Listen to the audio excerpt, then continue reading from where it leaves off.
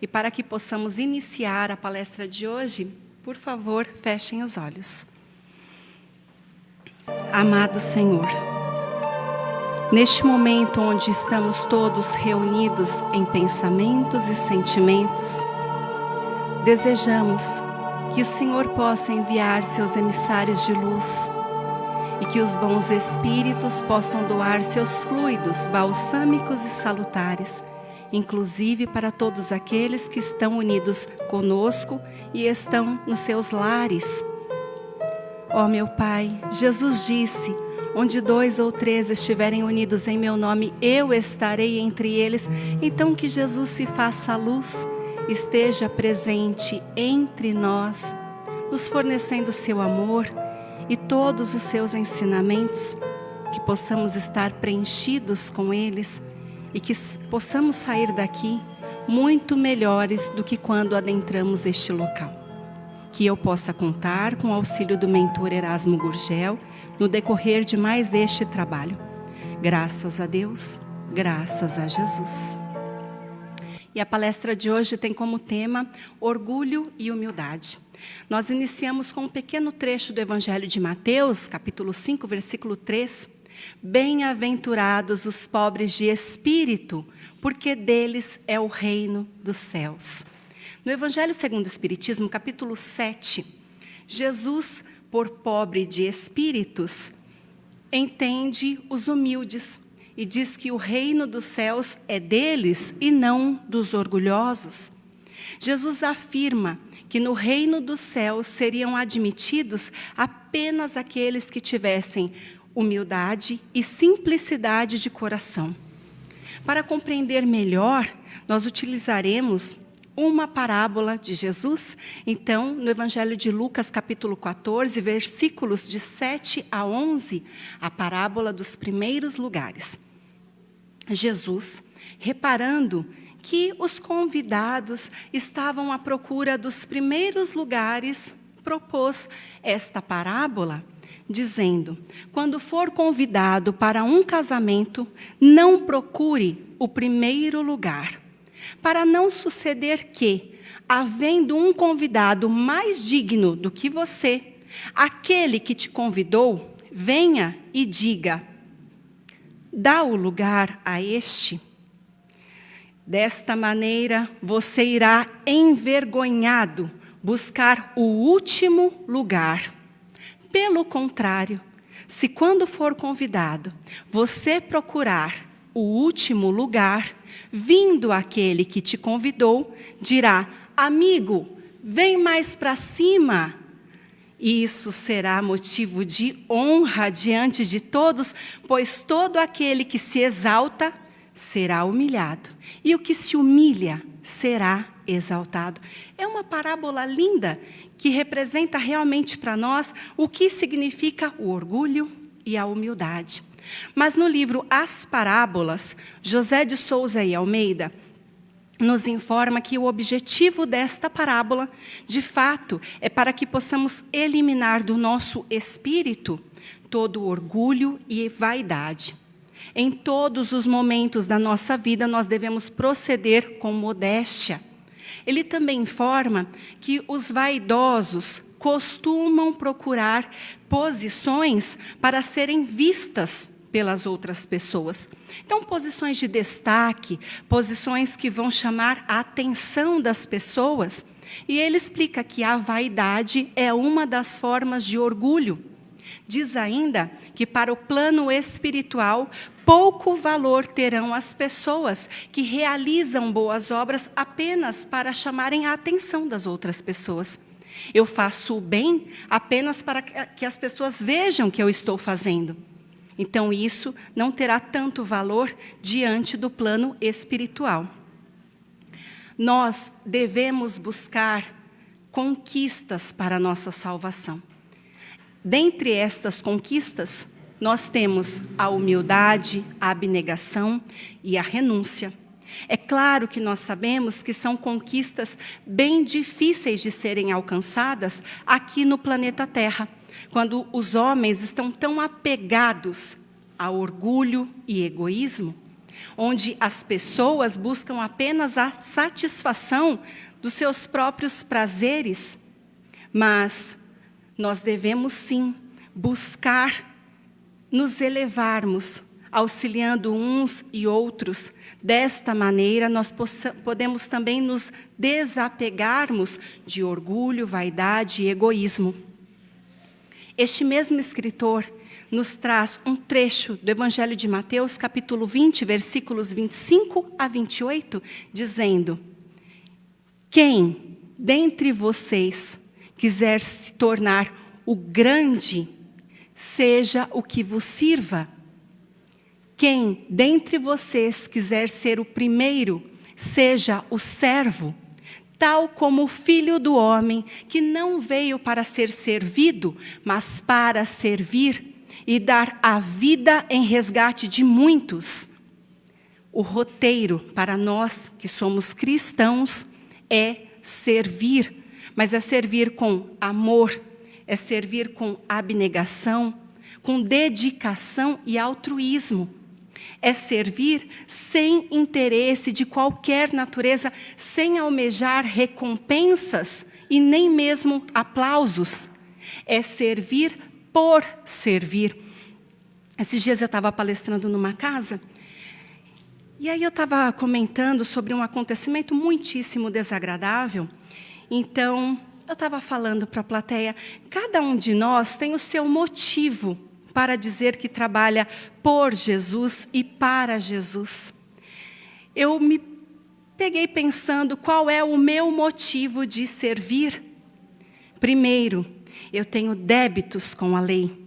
Sei quais são eles, então trabalho para limpar, para me despojar de todos esses débitos que foram adquiridos ainda nesta existência. Mas, além disso, tenho me pegado refletindo que o meu motivo de servir é em agradecimento por tudo que tenho recebido.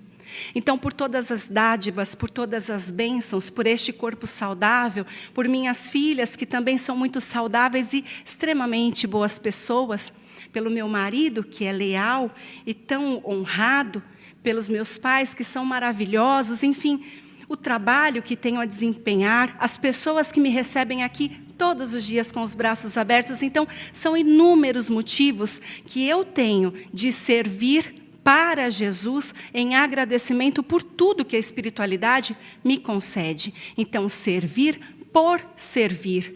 Servir com alegria e gratidão. Nós ainda podemos falar que no plano espiritual, ninguém será recebido com exaltação sem ter vencido duras provas. Todos nós que estamos aqui devemos suportar, sim, provas difíceis. Cada um de nós tem a sua cruz, a sua angústia, o seu dever que é intenso para realizar enquanto está encarnado.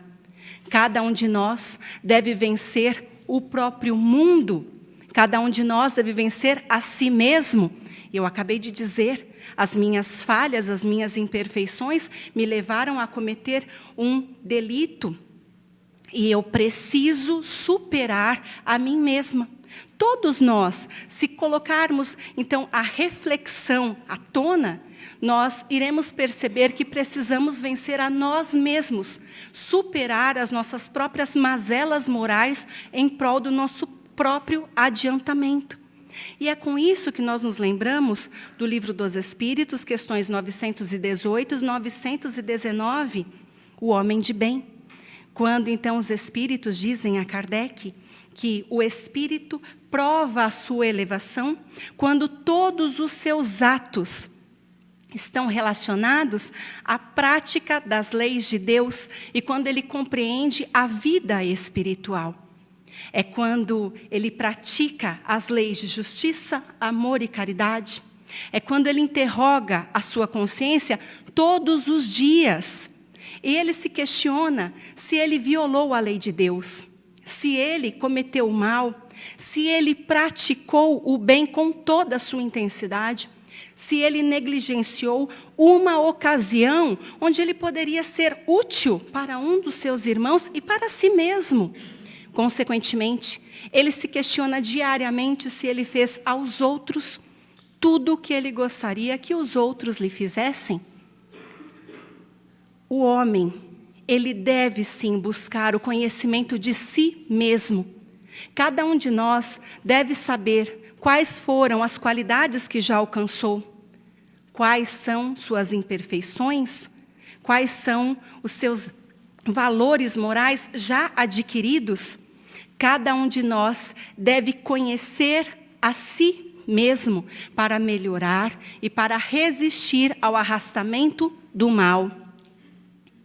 Mas a gente está falando aqui de orgulho e humildade, então vamos utilizar o livro Em Torno do Mestre, quando Vinícius fala que existem pessoas humildes, de trajes, de aspecto, de posses, mas não são humildes de espírito.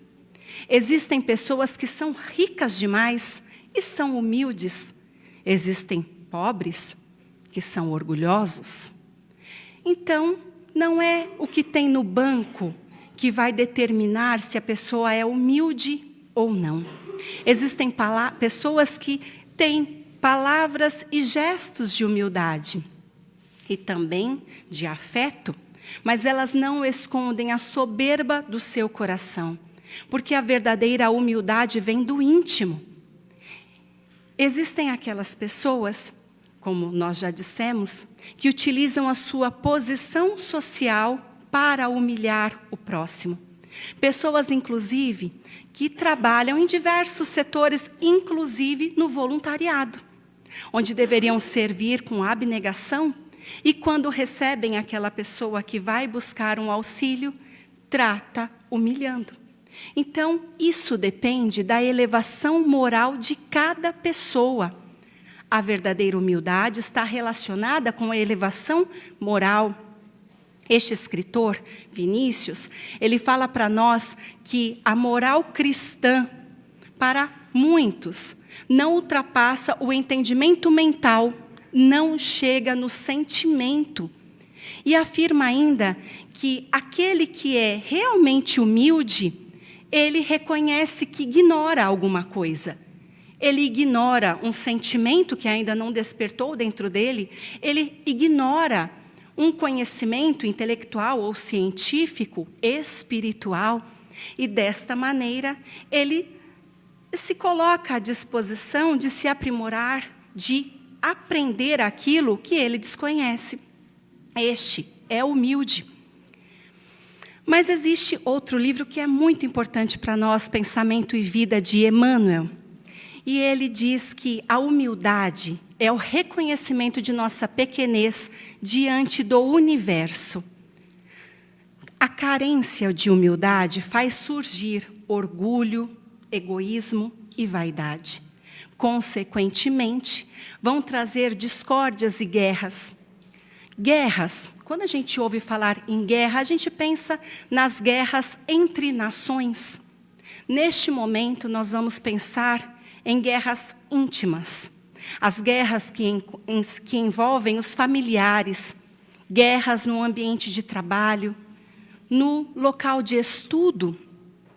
Existem várias situações onde nós estamos sendo perseguidos por outras pessoas, onde a nossa vida parece um inferno. Então é onde marido e mulher se degladiam no lar, pai e filho enfrentam verdadeiros atos de revolta. Muitas vezes, na escola, 2 colegas, onde um vivencia o bullying por conta do outro. Então, são situações de guerra íntima, onde nos pequenos núcleos nós podemos perceber esta invasão, este tormento, tudo causado pela falta de humildade. Mas, hoje, eu estava vindo da casa dos meus amados pais e em todos os lugares, nas ruas por aí, o que foi que nós vimos? Diversos casais que se mostraram muito apaixonados, já que hoje é o dia dos namorados. E eu até comentei com meu marido, que lindo, quantos casais que estão confraternizando hoje. Emmanuel diz que a falta de humildade pode fazer com que a pessoa sinta-se proprietário dos bens ao seu redor. Ele recusa-se a ter a realidade da vida. Isso faz com que a pessoa, o espírito, passe pelo desejo de posse. E quando ele não tem aquilo que é do seu desejo, nós vamos falar posse de coisas ou pessoas. Quando ele não tem a posse do que ele deseja, ele passa por um desequilíbrio enorme, por uma tensão psíquica que pode desencadear síndromes como depressão e desequilíbrios emocionais. Isso tudo incentiva a loucura nos conflitos passionais. E por que eu estou falando de tudo isso? Hoje é o Dia dos Namorados. Pensemos quantas pessoas iniciam relacionamentos que não duram muito. Ficam com um, tentam, se esforçam, não funciona. Procuram outro, também não funciona. Às vezes, as pessoas se casam, ficam 1 ano e se separam. Tantos relacionamentos que não vingam, mas existem também aqueles onde as pessoas ficam casadas pelo bem dos filhos, para não se separarem por conta da parte financeira, mas eles dizem, eu não amo mais. Se eu pudesse, já teria me separado dela. Aquela mulher me inferniza constantemente. Segundo o que Emmanuel diz para nós, é falta de humildade. Porque quando eu sou humilde, eu reconheço que todos nós, inclusive eu, tenho imperfeições, cometo faltas e desatinos. Portanto, eu olho para o outro numa situação de igualdade. Eu me torno uma pessoa mais tolerante, mais indulgente, eu passo a observá-la com mais carinho, eu dou mais atenção, eu escuto o que ela fala. E eu tento me harmonizar com esta pessoa no meu relacionamento amoroso, compreendendo que, de repente, não basta que eu mude de cônjuge, porque o erro está em mim. Todas as pessoas que passarem pela minha vida terão esta mesma pessoa que é exigente demais, que é rigorosa demais, que se sente superior a todos e não vai funcionar com ninguém. Porque eu preciso me lapidar. Eu preciso olhar para o outro como aquele ser que vai acrescentar na minha vida. Porque eu vou aprender alguma coisa com ele. Vai ser uma troca de experiência. Vai ser uma troca de sentimentos. Nós vamos crescer juntos. A gente vai aprender sempre alguma coisa. Desta maneira, segundo Erasmo, os relacionamentos amorosos podem se tornar mais duradouros e felizes. Mas ainda, no mesmo livro de Pensamento e Vida, Emmanuel finaliza afirmando que aquele que tem humildade, ele consegue realizar um trabalho sem constrangimento, onde ele pode servir a todos. Ele participa do bem comum. Significa projetar-se para o bem comum, participar da renovação social. Então, essa pessoa, ela passa, sim, pela obrigação de servir a todos, sem o menor constrangimento. É aquela pessoa que, se precisar passar um pano, ela passa, se precisar abrir a porta, ela vai abrir. Ela se curva diante de todos para dar uma boa noite, um bom dia, sempre com sorriso, com delicadeza, é sem constrangimento de servir.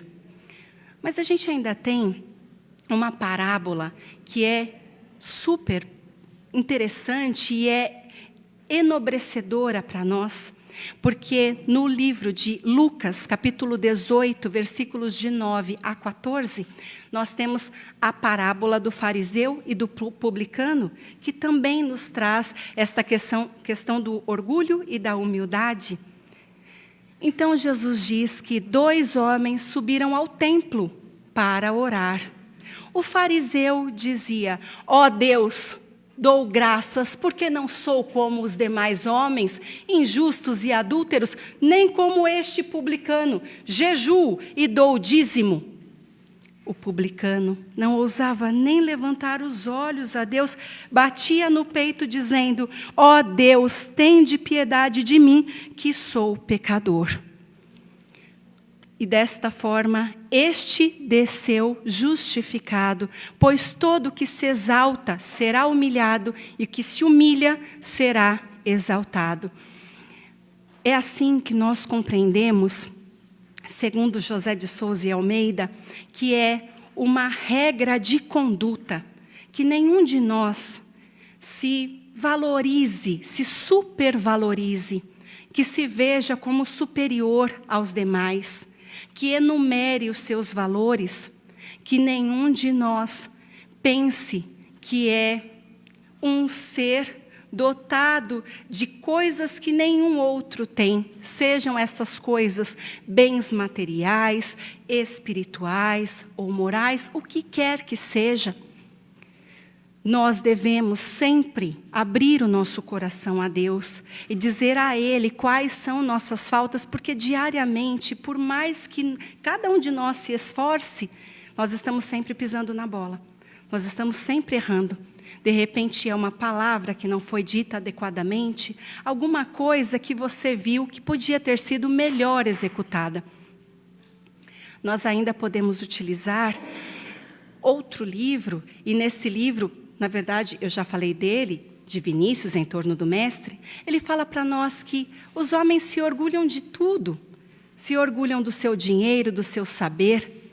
Vão se orgulhar até mesmo da sua ignorância, maldade, loucura. E aí ele diz, haverá algo mais sutil, delicado e suscetível do que o melindre do orgulho? Porque basta um simples gesto, uma palavra ou um olhar para melindrar o orgulhoso. Para ferir o orgulho, basta mesmo o próprio silêncio. Para finalizar, Espiritismo e Reforma Íntima de Rino Curti. Emmanuel nos informa que no trabalho cristão, cada um contribuirá segundo a sua posição evolutiva. A humildade se distingue por 3 características. Primeiro, desapego pelos bens materiais. Segundo, é quando você sabe da sua necessidade de trabalho e aprendizado dentro do seu estágio evolutivo. O terceiro é servir no bem comum. E é com isso que nós trazemos a reflexão de hoje. Eu falei do Dia dos Namorados, então vamos utilizar isso para a nossa reflexão. Neste momento, meus irmãos, pensemos, a quantas anda nossa vida amorosa? Como será que está o meu casamento? Como está o meu namoro? Como será que está a união com aquela pessoa que, com certeza, foi do processo ali, do planejamento evolutivo? Como eu tenho encarado a união que eu tenho com esta pessoa? Será que eu respeito este ser? Eu respeito as suas necessidades, as suas vontades, eu respeito as suas convicções? Eu permito que ele fale comigo? Eu escuto realmente prestando atenção no que ele quer me dizer? Será que eu sou para esta pessoa uma pessoa calorosa, indulgente? Eu sou uma parceira, alguém que ele pode contar nos momentos de dificuldade, mas também numa confraternização? Como é que eu me relaciono com os seres que estão comigo no lar, com as minhas filhas? Será que eu me sinto tão superior assim, que eu não escuto o que a Agnes tem para me dizer? Eu não sei escutá-la? De repente ela teve uma briga com uma coleguinha. Ah, mas ela só tem 8 anos. Não quero saber, eu tenho coisas mais importantes, coisas de adulto para pensar. Todos os seres que estão conosco por um motivo. Eles precisam de nós, assim como nós também precisamos deles. Pessoas do nosso convívio familiar, mas em todos os núcleos onde estamos passando para nos desenvolvermos. Nenhum local nós estamos por um acaso. Nós estamos para promover o aprendizado. Será que nós somos tão orgulhosos que nós nem deixamos a pessoa falar? Eu preciso falar com você. Então, já que você chegou aqui, deixa eu te falar. Você vai lá fazer o que eu estou mandando, porque já era para você ter executado aquilo. Mas eu estou querendo falar uma coisa. Eu não estou podendo te ouvir agora. Você vai ali, executa o que eu estou mandando. Será que eu deixo a pessoa falar comigo? Eu preciso me tornar uma pessoa mais receptiva. Ser mais humana e solidária. Desta maneira, olhando para as outras pessoas, me deixando realmente no segundo plano, eu posso me humilhar e desta maneira eu vou ter um melhor convívio com todos que estão ao meu redor. Eu agradeço muito a oportunidade que vocês me deram nesta noite para que possamos finalizar. Por favor, fechem os olhos. Obrigada, Pai, por todas as oportunidades que nós temos de socializarmos, de aprendermos uns com os outros.